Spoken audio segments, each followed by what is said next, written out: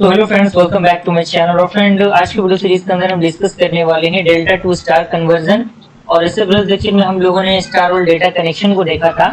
तो बहुत सारे टॉपिक्स को हमने कवर अप किया हुआ है इस प्लेलिस्ट के अंदर। तो आप लोग एक बार प्लेलिस्ट को चेकआउट कीजिएगा ताकि वो पुराना कंसेप्ट क्लियर रहेगा, तो ये चीज समझने में और भी ज्यादा आपको मजा आएगा। ओके, तो आज की वीडियो सीरीज के अंदर हम स्टार टू डेल्टा देखेंगे, अगले वीडियो सीरीज के अंदर डेल्टा टू स्टार देखेंगे, साथ ही साथ उसके अगले वीडियो सीरीज के अंदर हम लोग जो न्यूमेरिकल क्वेश्चंस रहेगा उन न्यूमेरिकल क्वेश्चंस का प्रैक्टिस कर लेंगे। काम हमारा हो जाएगा, ये यूनिट हमारा खत्म हो जाएगा। तो स्टार टू डेल्टा कन्वर्जन के लिए मैंने दो फिगर यहाँ पे लिया हुआ है।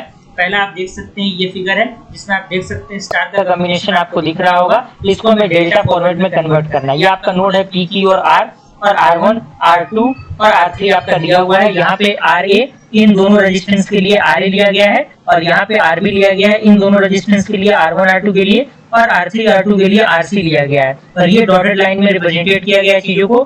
तो यहाँ पे देखिए, सबसे पहले R ऑफ PR, यानी P और R के लिए जो हमारा फाइनल रेजिस्टेंस होगा when terminal Q is open, यानी जब आपका टर्मिनल Q ओपन रहेगा तो उस कंडीशन में क्या होगा, R3 into R1 plus R2 divided by R1 plus R2 plus R3।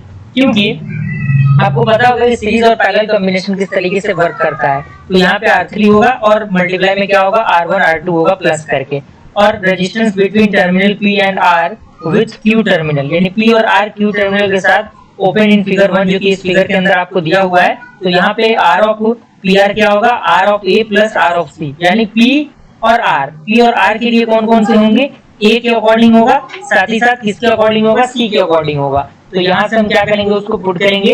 तो P of R of A plus R of C क्या होगा, R3 into R1 plus R2 divided by R1 plus R2 plus R3, equation 1। इसी तरीके से R of A plus R of B क्या होगा, R1 into RA plus R3 divided by R1 plus R2 plus R3, और इसी तरीके से B और C के लिए क्या होगा, R2 और into R1 plus R3 divided by R1 plus R2 plus R3। तीनों वैल्यूज हमारे निकल चुके हैं। तो इसके अकॉर्डिंग R ऑफ A कितना होगा, क्योंकि हमें R ऑफ A निकालना है। तो R ऑफ A के लिए डायरेक्टली फॉर्मूला क्या होगा, R1 इंटू R3, क्योंकि R ऑफ A के सामने कौन कौन से रेजिस्टेंस है, ये है और ये है। तो R1 इंटू R3 और जितने भी रेजिस्टेंस है उनका सम रहेगा, यानी समेशन।